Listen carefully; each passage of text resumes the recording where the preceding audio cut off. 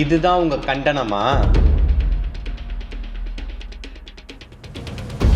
மூன்றே வரியில் CAA எதிர்ப்பு.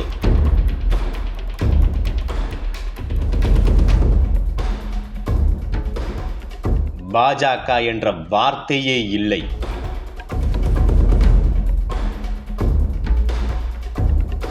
மாநில அரசிடம் விஜய் கோரிக்கை.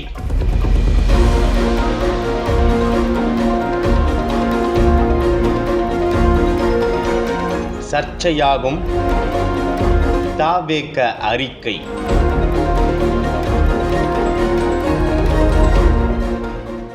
கடந்த 1983ஆம் ஆண்டு முதல் பாஜக மக்களவைத் தேர்தலில் போட்டியிட்டு வருகிறது. இதன் பலனாக 2014இல் முதன்முறையாக தனி பெரும்பான்மையுடன் வெற்றி பெற்றது. இதில் பிரதமர் வேட்பாளராக முன்னிறுத்தப்பட்ட நரேந்திர மோடி மே 24, 2014ஆம் ஆண்டு பதவியேற்றார். இதனையடுத்து 5 ஆண்டுகால பாஜக ஆட்சி முடிவுற்ற நிலையில் மறுபடியும் கடந்த 2019ஆம் ஆண்டு மக்களவைத் தேர்தல் நடந்தது. இந்த மக்களவைத் தேர்தலில் பாஜக தொடர்ந்து 2வது முறையாக வென்று ஆட்சிக்கு வந்தது. ஆட்சிக்கு வந்தவுடனே அவசரமாக குடியுரிமை திருத்த மசோதாவை நாடாளுமன்றத்தில் சட்டமாக மத்திய அரசு நிறைவேற்றம் செய்தது. இந்த குடியுரிமை திருத்த மசோதா என்பது கடந்த 2014ஆம் ஆண்டு டிசம்பர் 31ஆம் தேதிக்கு முன்பாக பாகிஸ்தான், வங்கதேசம், ஆப்கானிஸ்தான் போன்ற அண்டை நாடுகளில் இருந்து மத ரீதியிலான துன்புறுத்தலால் இந்துக்கள், சீக்கியர்கள், பௌத்தர்கள், சமணர்கள், பார்சி இனத்தவர், கிறிஸ்தவர்கள் ஆகியோர் இந்தியாவுக்கு வருகை தந்து இந்தியாவில் வசித்து வருகின்றனர். இவ்வாறு வசித்து வருபவர்களில் இந்தியாவில் குறைந்தது 5 ஆண்டுகள் வசித்தாலே அவர்களுக்கு இந்திய குடியுரிமை வழங்கப்படும் என தெரிவிக்கப்பட்டு இருந்தது.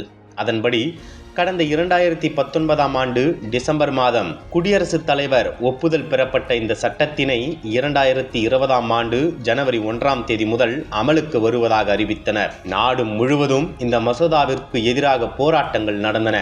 குறிப்பாக மத்திய அரசு திருத்தம் செய்த இந்த சட்ட மசோதாவில் இஸ்லாமிய மதம் இல்லாதது மிகப்பெரிய சர்ச்சைகளை கிளப்பியது. மேலும் இலங்கை வாழ் அகதிகளும் இடம்பெறாதது பல கேள்விகளை எழுப்பியது. இந்த சட்டத்தால் NRC எனப்படும் தேசிய மக்கள் பதிவேட்டில் பலரது குடியுரிமை பறிக்கப்படும் ஆபத்து இருப்பதாக பல்வேறு தரப்பினரும் எதிர்ப்பு தெரிவித்தனர். இதனால் நாடு முழுவதும் உள்ள இஸ்லாமிய அமைப்புகள் மட்டுமல்லாது பல்வேறு கட்சிகளும் கடும் எதிர்ப்பினை தெரிவித்து வந்தது. இதில் குறிப்பாக கேரளா, தமிழ்நாடு உள்ளிட்ட மாநிலங்களில் இந்த சட்ட மசோதாவிற்கு கடும் எதிர்ப்புகள் எழுந்தன. இவ்வாறு நாடு முழுவதும் போராட்டங்கள் அதிகரித்த நிலையில் கொரோனா தொற்று அதிகரிக்க துவங்கியது. இதன் காரணமாக போராட்டங்கள் நிறுத்தப்பட்டன. அப்போது குடியுரிமை திருத்தச் சட்டம் விதிகள் வகுக்கப்பட்ட பிறகு அமலுக்கு வரும் என மத்திய அரசு அறிவித்தது. இந்நிலையில் வருகின்ற 2024ஆம் ஆண்டு நாடாளுமன்ற தேர்தல் நெருங்கும் நிலையில் இச்சட்டம் அமலுக்கு வந்துள்ளது மீண்டும் மிக பெரும் பிரச்சனையை வெடிக்க காரணமாக அமைந்துள்ளது. இந்நிலையில் தமிழகத்தில் பல்வேறு அரசியல் கட்சி தலைவர்களும் மத்திய அரசுக்கு எதிராக கண்டனங்களை பதிவிட்டு வரும் நிலையில் தமிழக வெற்றிக் கழக தலைவர் விஜயும் தனது கண்டனத்தை தெரிவித்துள்ளார்.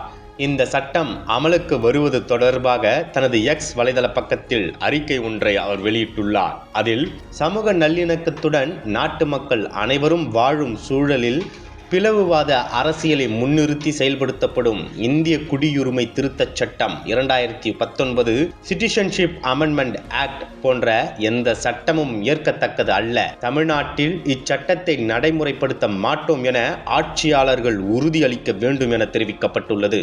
நடிகர் விஜய் கடந்த சில மாதங்களுக்கு முன்பே தனது அரசியல் கட்சியை தொடங்கிய நிலையில் மத்திய பாஜக அரசுக்கு எதிராக கருத்து தெரிவித்திருப்பதை ஒரு சாரார் வரவேற்று சமூக வலைதளங்களில் எழுதி வருகின்றனர். அதே சமயத்தில் நடிகர் விஜய் அரசியல் கட்சி ஆரம்பித்த பிறகு வெளியிட்ட முதல் அரசியல் அறிக்கை மத்திய அரசுக்கு எதிராக இருக்கிறது. ஆனால் இந்த அறிக்கையில் மத்திய அரசு என்றோ ஒன்றிய அரசு என்றோ ஒரு இடத்தில் கூட சுட்டிக்காட்டவில்லை எனவும் இந்த அறிக்கையில் மழுப்பலான செய்தியை விஜய் வெளியிட்டிருக்கிறார் என மற்றொரு தரப்பினர் கடுமையாக விமர்சித்து வருகின்றனர்.